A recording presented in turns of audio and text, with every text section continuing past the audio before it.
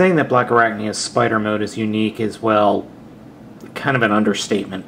This is definitely the weirdest spider mode I have ever seen. Now, it does have the staple of the typical asymmetry of Transmetal 2 figures, specifically the weird different eyes, and then the strange thorax. I guess this is the thorax back here.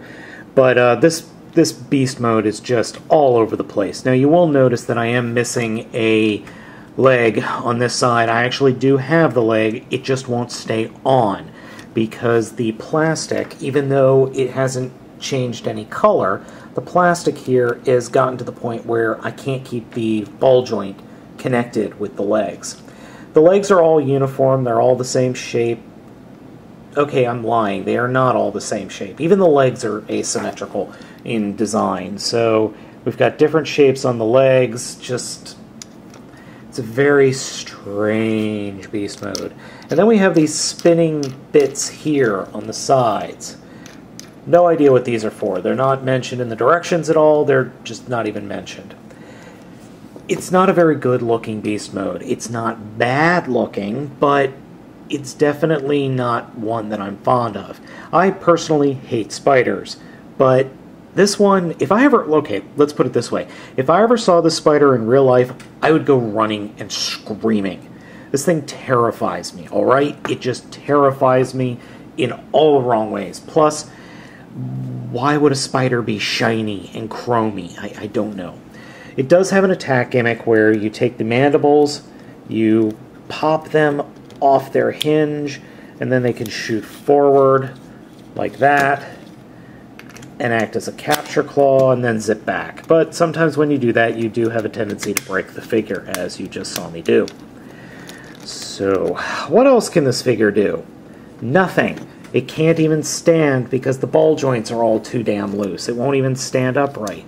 And then it's got these giant, I guess you could call these mandibles here in the front. They're the robot arms, obviously. But I don't know what I don't even... This is just weird. I've seen people do this, where they have them kind of like grabbing claws, I guess, but the directions actually have it, the arm, or these arms like this. I wish there was a way that they could maybe slide back into the body down here a little bit more. That would be nice, but oh well. So, transformation. Now, what I like to do, and you don't have to do this, this is something that I choose to do, and that is pull off all the legs. And maybe that's just me thinking it's a blue crab living in Baltimore and all, but I like to pull off the legs because that gets them out of the way. They don't fall off. You don't have to worry about them later on. You just get them out of the way. So pulling off the legs leaves us with just a husk, really. And the real reason I pulled the legs off is because they do have a tendency to fall off and get in the way during transformation. So I just yank them off to get them out of the way and done with. So the first thing we're going to do is reach underneath and fold out the robot arms from the front. And then pull off the weapon. So throw that off to the side. Then come back here to the thorax, butt, junk, trunk, whatever. And you can see one of the gimmicks. If you detach the central part, she's got dual crystals, a Predacon crystal and a Maximal crystal, and they can flip around. So you can have her be a bad bot or a good bot. I choose good bot. So now that we've pretty much split it open, put your fingers onto the sides and fold out the shoulder pads. Yes, these are going to be shoulder pads. So that leaves us with all of this stuff here.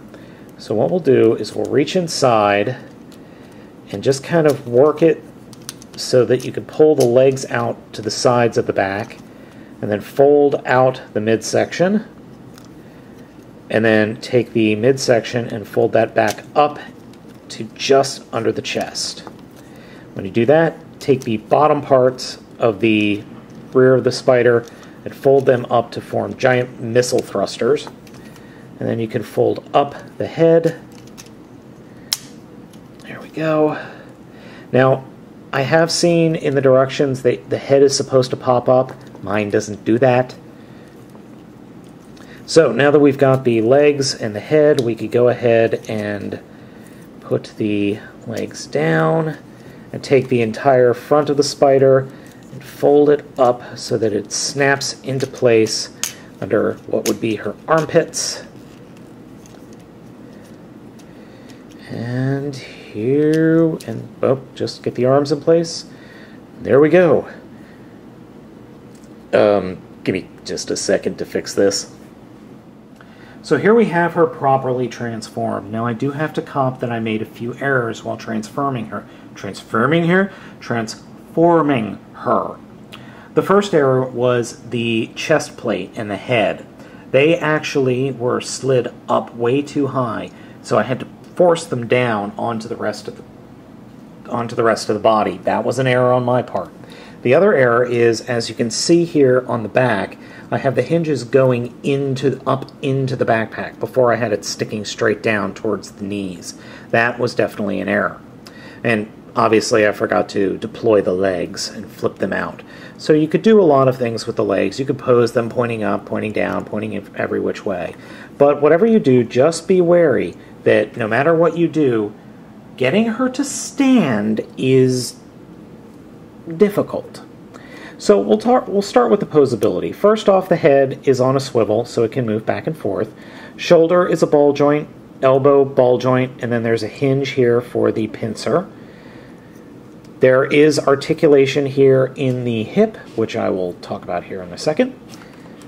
Ball joint in the upper leg, hip, swivel joint just above the knee, plenty of bend at the knee, and some foot articulation. Now, the articulation I'm talking about here, this isn't articulation. This is actually a gimmick. It is a kicking gimmick that you put the leg out, you're supposed to be able to push the head down, and she's supposed to kick. Well, it's fine and dandy, except that gives her very loose hips. That makes her very easy to fall over, because shoulder pads, giant cannon things, spider legs, spider butt, spider back are all very, very heavy for a figure like this. And this figure is incredibly loose. Loose hips, loose torso, loose knees, somewhat loose ankles.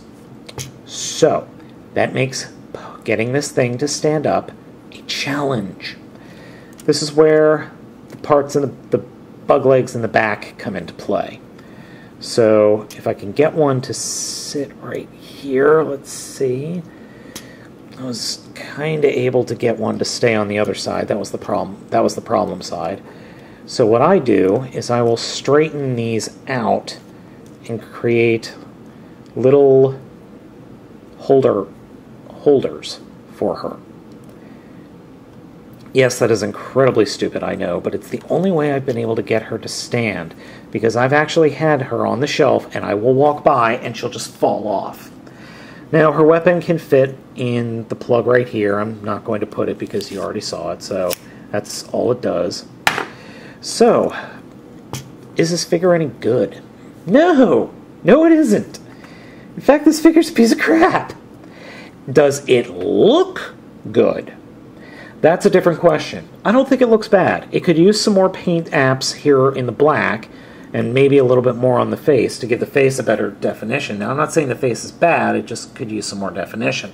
It doesn't look bad. It's not a good figure. This is not a good figure. This is a figure that I don't think needed to exist, and I don't think she needed to be Transmetal 2 in the show.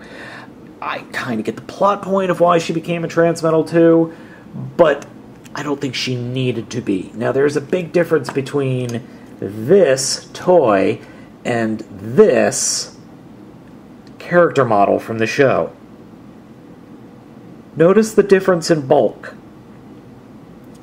Now, had this figure been able to pull that off, it would have been much better.